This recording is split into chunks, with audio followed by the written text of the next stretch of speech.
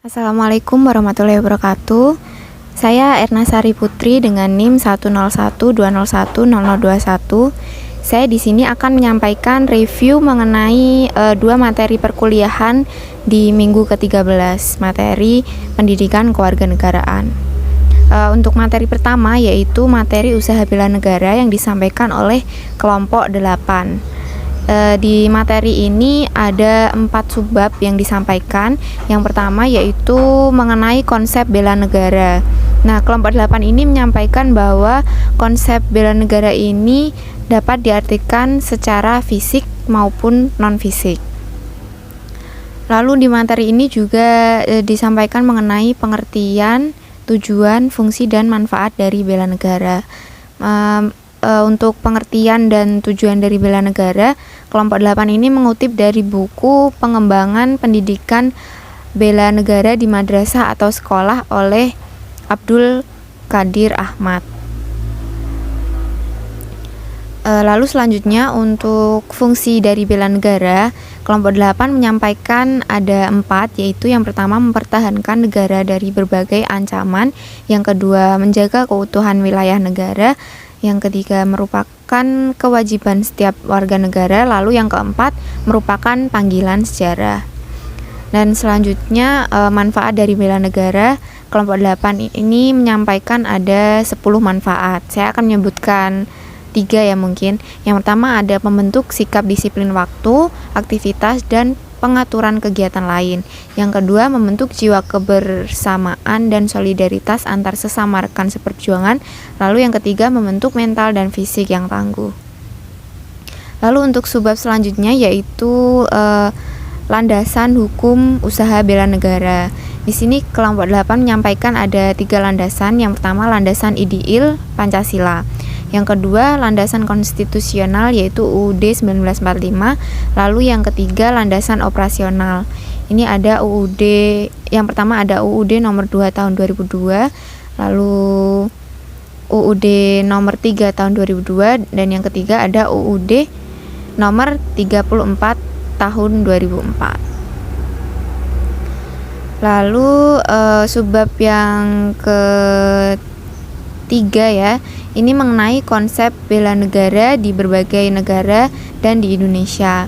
Di sini saya akan mengambil intinya ini bahwa bela negara pada hakikatnya adalah kesediaan berbakti pada negara dan kesediaan berkorban membela negara. Dan di dalam konsep pembelaan negara terdapat falsafah mengenai cara bersikap dan bertindak yang terbaik untuk negara dan bangsa. Lalu untuk subbab yang terakhir ada implementasi dari usaha bela negara di berbagai bidang. Ini ada 5, yaitu yang pertama di bidang ideologi, yang kedua politik dan hukum, yang ketiga ekonomi, yang keempat sosial budaya, dan yang kelima pertahanan dan keamanan. Menurut saya materi usaha bela negara yang sudah disampaikan oleh kelompok 8 ini penyajiannya sudah cukup lengkap dan dari saya sendiri cukup bisa dipahami. Lalu untuk dari materi selanjutnya yaitu materi hubungan internasional dan peran Indonesia dalam perdamaian dunia yang disampaikan oleh kelompok 5.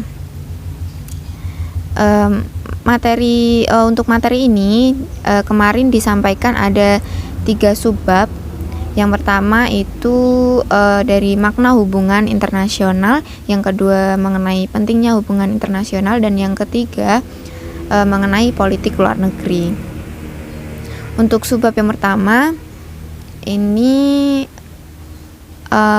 disampaikan bahwa hubungan internasional adalah hubungan yang bersifat global yang meliputi semua hubungan yang terjadi dengan melampaui batas-batas ketatanegaraan. Jadi hubungan dari Indonesia sendiri dengan negara luar seperti itu.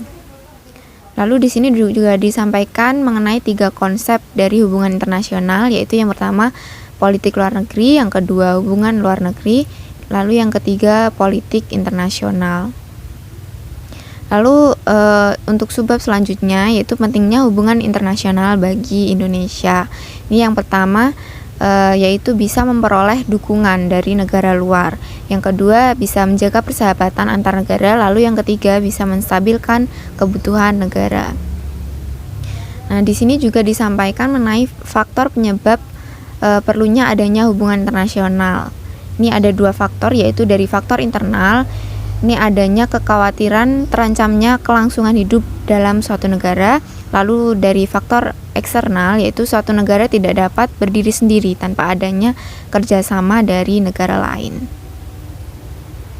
Lalu sebab selanjutnya yaitu politik luar negeri. Ini politik luar negeri Indonesia dalam menjalin hubungan internasional.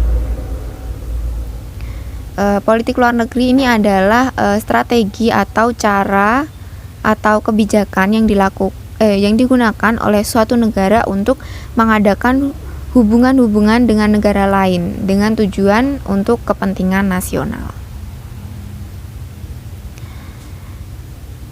Di sini juga disampaikan landasan politik luar negeri negara Indonesia. Ini ada yang pertama ada bebas aktif, lalu yang kedua adalah landasan hukum. Dari landasan hukum sendiri pastinya dari Pancasila UUD 1945 dan peraturan-peraturan hukum di Indonesia yang lainnya. Nah, menurut saya materi dan informasi yang disampaikan oleh kelompok 5 ini kemarin juga sudah cukup lengkap dan juga sudah cukup untuk bisa menambah pengetahuan mengenai hubungan internasional negara Indonesia. Baik, sekian review 2 materi dari saya. Mohon maaf apabila ada kesalahan.